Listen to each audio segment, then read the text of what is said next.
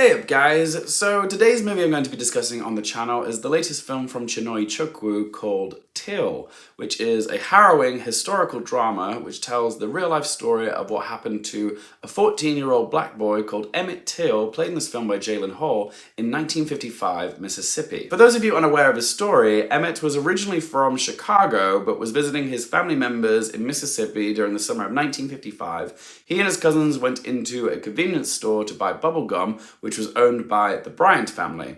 Apparently, Emmet wolf whistled at the store's cashier, Caroline Bryant, who's played in this film by Haley Bennett. She then told her husband, and the husband then showed up with some other men in the middle of the night and took Emmet out of the house, had him lynched and killed, and then dumped his body in a river. And when Emmet's body was returned to his mother, Mamie Till-Mobley, played in this film by Danielle Deadwyler, in Chicago, all bruised and swollen to an unrecognizable degree, Mamie made the decision to have an open casket for Emmet's funeral so the whole world could see what these white supremacists did to her beloved beau. This event became a significant moment in the civil rights movement in the United States. Till is one of those movies that really stays with you after you've seen it.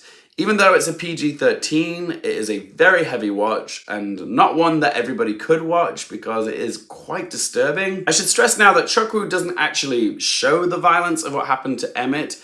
There's no need really to exploit such a horrific tragedy in order to get your message across, when really the aftermath itself is enough to trigger an emotional response from anybody that watches it. I just want to give you guys a slight trigger warning now because some of the stuff I have to mention here is quite upsetting, so if you are easily triggered then you might not want to listen to this. I'll put a time code on here that you can skip ahead to, but there's a scene where Mamie describes Emmet's deceased condition to the press and how his body was bludgeoned, his teeth are gone, his eye was gouged out, and he was shot in the head. So we don't need to see that violence occur because our brains can fill in the gaps for us. But like Mamie, Chukwu still wants the audience to see the aftermath of the horror. The scene where Mamie sees her boy's body for the first time is an especially difficult scene to watch. When the doctor pulls back the sheet, like I could hear audible gasps in the cinema. I saw people like wincing and looking away because they didn't want to look directly at the graphic imagery that was on the screen. Because we do get a full view of Emmet's disfigured body, which was beaten to a bloody pulp. We don't want to look, I mean, who would? But it's important to look at our history because, let's face it, this ugliness of history is still ever present in society. Like, it might not look exactly the same, racial hatred, as it did in the 1950s, but it's still here, it's still festering like a cancer we can't seem to get rid of. Till is no doubt a powerful film, one that stays with you days after you've watched it.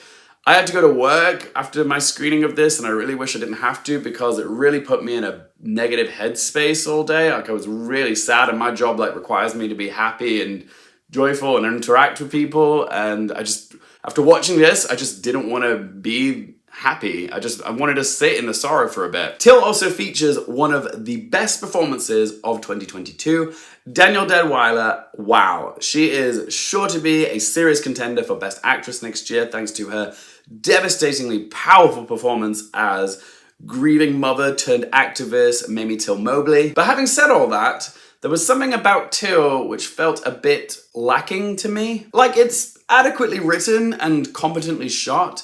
Like, there's nothing necessarily outright bad about it. It's fine, but other than Danielle Deadwyler's performance, it never quite reaches greatness. It's got a sort of made-for-TV movie vibe about it, which I couldn't shake. Some of the dialogue lacked finesse. The supporting characters like Mamie's mother Alma and Mamie's partner Jean, played by Whoopi Goldberg and Sean Patrick Harris, they get barely any characterization of their own. Like, this really is the Danielle Deadwyler show, but all the supporting players are just kind of there, like featured extras. I also thought that there was a clash of the dark themes and the visual presentation of this film. It's got this glossy sheen of a biopic, and yet this is a harrowing retelling of one of history's most horrific tragedies. And it's anything but sunny and idyllic, which the warm cinematography from Bobby Bukowski and Kurt Beach's colorful production design seem to suggest.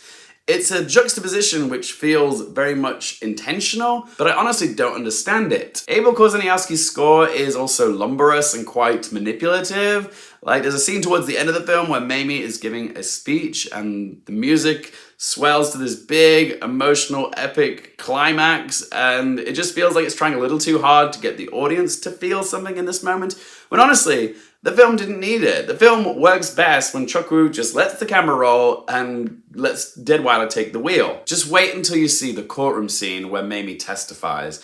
It's this one long, uninterrupted, uncut monologue where Mamie takes the stand and testifies for her son, and it is just stunning. Chukwu doesn't cut away from Danielle Deadwyler once, and we get this absolute masterclass of acting from Deadwyler.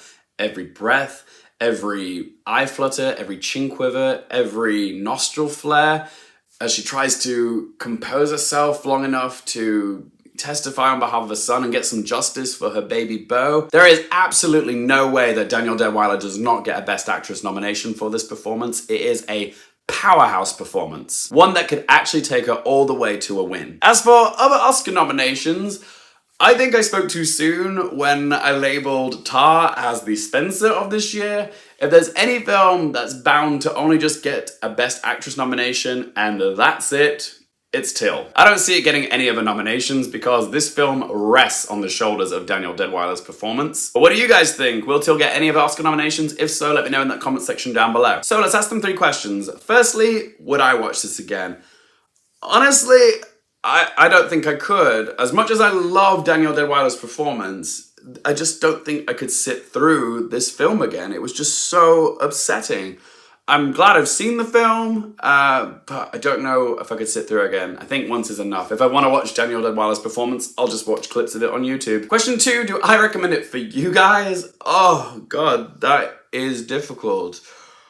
Oh, honestly, this is a very difficult film for me to recommend. As much as I think it is important that Black stories like this are being told, I know this isn't a film that everyone could sit through because it really is just so painful. Danielle Deadwyler is phenomenal in it, and it is worth watching for her performance, but if you're easily triggered by sensitive issues, then yeah, it really isn't for you. And third question, what score to give it out of 10?